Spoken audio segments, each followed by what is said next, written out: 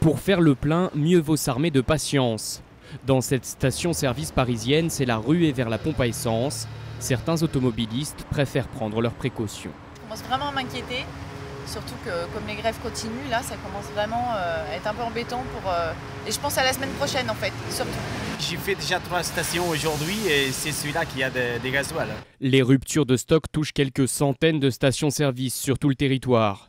Les autorités rappellent qu'il en existe 13 000 au total.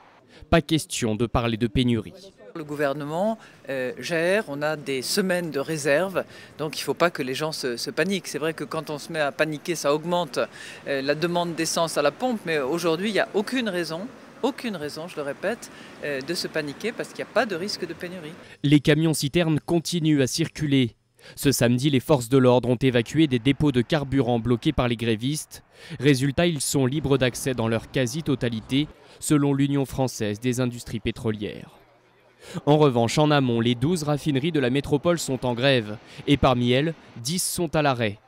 Les compagnies pétrolières ont reçu l'autorisation de puiser dans leurs réserves, de quoi tenir jusqu'à début novembre, selon le gouvernement.